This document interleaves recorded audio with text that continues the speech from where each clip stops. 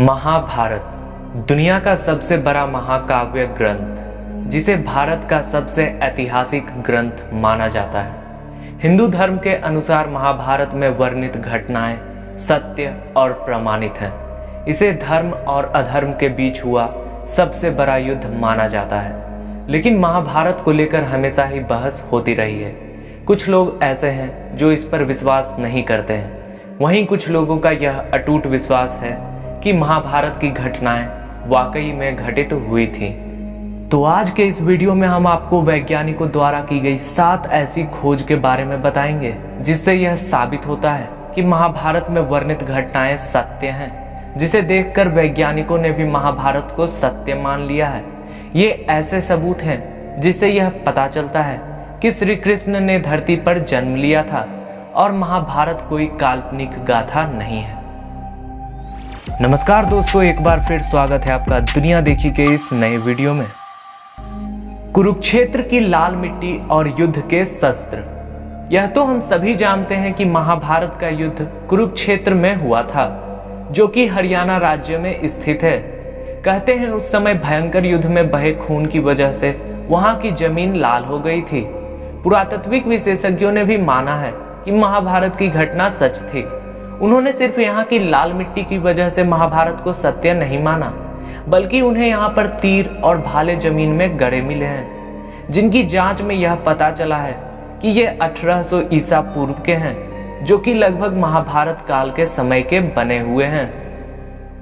अर्जुन का चक्रव्यूह। आपने महाभारत में अर्जुन के चक्र के बारे में तो जरूर सुना होगा, लेकिन क्या आप जानते हैं ये चक्र आज भी मौजूद है। हिमाचल प्रदेश के हमीरपुर जिले के 16 सिंगी धार के नीचे बसा राजनौन गांव एक ऐतिहासिक स्थल के नाम से मशहूर है। यहाँ पर पांडव अज्ञातवास के दौरान रुके थे। इसी समय अर्जुन ने यहाँ पर चक्रव्यूह का ज्ञान प्राप्त किया और उसे पत्थर पर उकेरा था, जो आज भी यहाँ मौजूद है। इस चक्रव्यूह को ध्यान से देखा जाए तो इसमें अंदर जाने का रास्ता तो साफ दिखाई देता है, लेकिन बाहर जाने के रास्ते का कुछ पता ही नहीं चलता। श्री कृष्ण की द्वारका नगरी। भगवान श्री कृष्ण को द्वारका का राजा कहा जाता है और महाभारत में इस बात की जानकारी मिलती है कि यह नगरी जल में डूब गई थी, यानी कि पूरा नगर ही पानी में समा गया था। आपको जानकर आश्चर्य होगा, पुरातत्व विभाग को गुजरात के पास समुद्र के नीचे एक पुराना शहर मिला है और इसके सबूतों से यह पता चलता है कि यही द्वारका नगरी है, जिसका वर्णन महाभारत में किया गया है। ब्रह्मास्त्र और न्यूक्लियर हथियार। महाभारत में आपने ब्रह्मास्त्र नाम के भयानक अस्त्र को देखा होगा। यह अस्त्र धर्म और सत्य को बनाए रखने के लिए ब्रह्मा द्वारा बनाया गया एक बहुत ही विनाशकारी परमाणु हथियार था। इसकी प्रामाणिकता तब सामने आई जब अमेरिका ने जे रॉबर्ट ओपेनहाइमर को परमाणु बम बनाने को कहा था, और तब ओपेनहाइमर ने महाभारत काल के ब्रह्मास्त्र की संहारक क्षमता पर शोध किया। 1939 से 1945 के बीच अमेरिका के वैज्ञानिकों की एक टीम ने इस पर काम करना शुरू किया। 16 जुलाई 1945 को इसका पहला परीक्षण किया गया और धमाके का परिणाम कुछ वैसा ही था जैसा पौराणिक ग्रंथों में ब्रह्मास्त्र के बारे में बताया गया था। इस परीक्षण के बाद वैज्ञानिकों ने भी माना कि इस तरह का शस्त्र महाभारत में भी इस्तेमाल किया गया था। I remembered the line from the Hindu scripture, the Bhagavad Gita.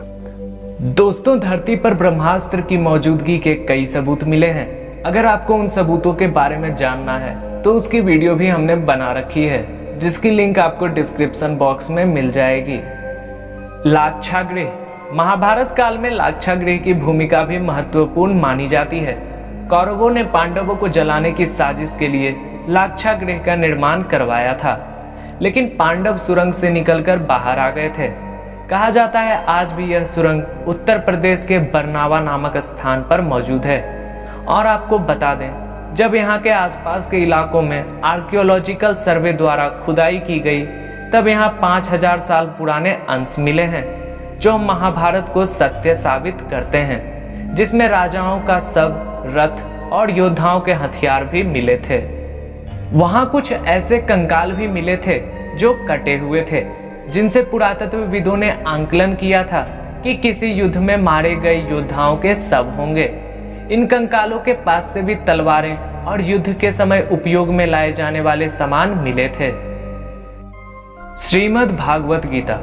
जिन्होंने भागवत गीता पढ़ी होगी वह यह भी जानते होंगे, इसमें ज्यादातर श्लोक 2 लाइन में लिखे गए हैं। आप किसी भी श्लोक को पढ़ें और समझें तो वह कम शब्दों में बहुत अधिक बात कह देते हैं। गीता में जो बातें लिखी हैं वह किसी सामान्य व्यक्ति द्वारा नहीं बताई जा सकती हैं। भले ही मानव सभ्यता का काफी विकास हो गया हो, लेकिन आज भी गीता में वह ज्ञान है जो अकल्पनीय है, जिसे सामान्य व्यक्ति सोच भी नहीं सकता, जिसे सिर्फ भगवान ही बता सकते हैं। यह सबूत है कि भगवान श्री कृष्ण थे जिन्होंने गीता का ज्ञान अर्जुन को दिया था। अगर अर्जुन थे तो पांडव भी थे, इसका मतलब महाभारत भी हुआ था। केदारनाथ और पशुपतिनाथ मंदिर। केदारनाथ मंदिर के इतिहास के बारे में माना जाता है कि जब पांडवों ने कुरुक्षेत्र में कौरवों को हराकर महाभारत का युद्ध जीता तो उन्हें अपने ही द्वारा अपने प्रियजनों का वध करने पर बहुत दुख हुआ। इसलिए वो इस समस्या का समाधान पाने के लिए शिव की शरण में जाना चाहते थे, लेकिन भोलेनाथ पांडवों को दर्शन नहीं देना चाहते थे। पांडवों से पीछा छुड़ाने के लिए भगवान शिव केदारनाथ आ गए, लेकिन पांडव भी उनके पीछे पीछे वहीं आ पहुंचे। तब भगवान शिव ने बैल का रूप धारण कर लिया, लेकिन पांडव उन्हें पहचान लेते हैं, जिसके बाद शिव भूमि में समाने लगते हैं। फिर जहां उनका शरीर पहुंचा वह स्थान केदारनाथ और उनके मुंह वाला स्थान पशुपतिनाथ के नाम से जाना जाता है। यह दोनों मंदिर आज भी मौजूद हैं। इसका मतलब महाभारत का युद्ध भी हुआ था। दोस्तों, इतने साक्ष्य और सबूतों को देखने के बाद महाभारत के बारे में आपकी क्या राय है, कमेंट में जरूर लिखें। और अगर आपको केदारनाथ मंदिर से जुड़े 10 आश्चर्य में डाल देने वाले रहस्यों के बारे में नहीं पता है तो डिस्क्रिप्शन बॉक्स में दी गई लिंक पर जाकर वो वीडियो देख सकते हैं। हंसते रहिए, मुस्कुराते रहिए, फिर मिलते हैं किसी नए इन्फॉर्मेटिव वीडियो के साथ।